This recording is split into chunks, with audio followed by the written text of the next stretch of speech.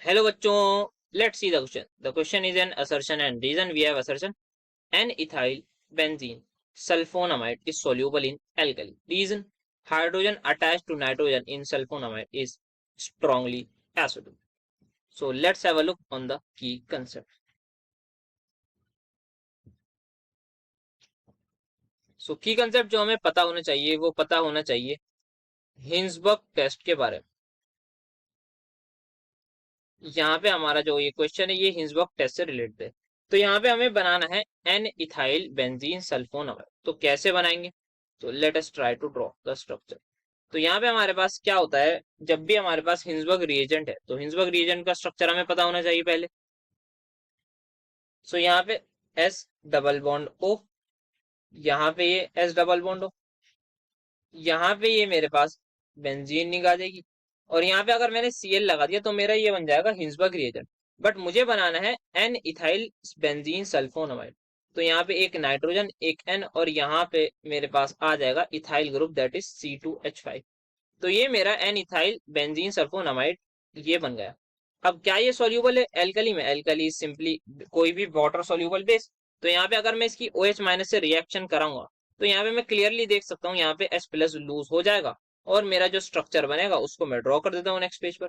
तो यहाँ पे C2H5 तो एज इट इज रहेगा दैट इज इथाइल ग्रुप. यहाँ पे N पर नेगेटिव S और यहाँ पे S double bond O, S double bond O. Then यहाँ पे ये आ गया मेरे पास बेंजीन रिंग और यहाँ पे अब मेरे पास आ चुका है minus charge.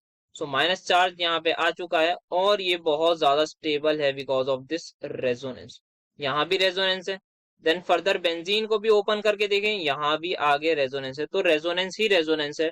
So due to resonance यहाँ पर ये मेरा कंपाउंड जो बना है, जो प्रोडक्ट मेरा बना है, ये बहुत ही ज्यादा स्टेबल बनेगा. Conjugate base is very stable basically. Stable conjugate base. तो यहाँ पे इसका मतलब ये सोल्यूबल भी होगा एल्कली में. और यहाँ पे ये बिकॉज ये हाइड्रोजन जो है, इसका मतलब ये जो हाइड्रोजन है, ये हमारा जो हाइड्रोजन है ये काफी ज्यादा एसिडिक होगा. Why acidic? बिकॉज जो कॉन्जुगेट बेस बन रहा है वो बहुत ही ज्यादा स्टेबल.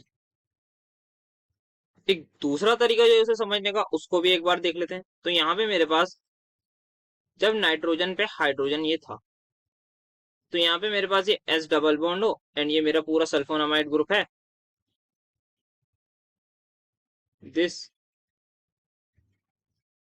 यहाँ पे हमारे पास ये पाई बॉन्ड्स होगा. अब यहाँ पे इस केस में हम देख सकते हैं यहाँ पे नाइट्रोजन के पास लोन पेयर है.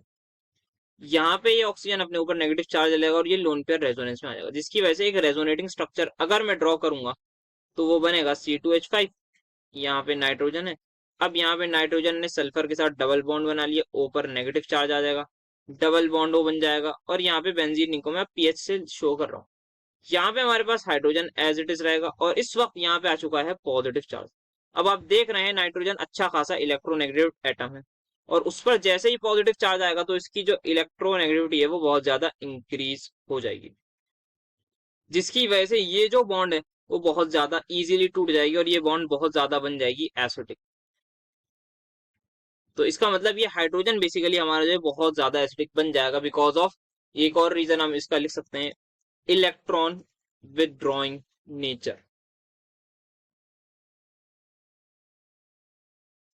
यहाँ पे हमारे due to this electron withdrawing nature या फिर हम कह सकते हैं strong electron withdrawing nature of this sulphonamide group, यहाँ पे हमारा ये हाइड्रोजन एसिडिक है. तो यहाँ पे दो रीजन बन सकते हैं इसका, एक तो स्टेबल कॉन्जुगेट बेस और दूसरा हमारे पास due to this strong electron withdrawing group. ये पूरा ग्रुप बहुत ही खतरनाक स्ट्रॉन्ग इलेक्ट्रॉन विदड्रॉइंग. अब अगर हम ऑप्शंस पढ़ना चाहें तो N ethyl benzene sulphonamide is soluble in alkali. ये बिल्कुल स्टेटमेंट एकदम करेक्ट है.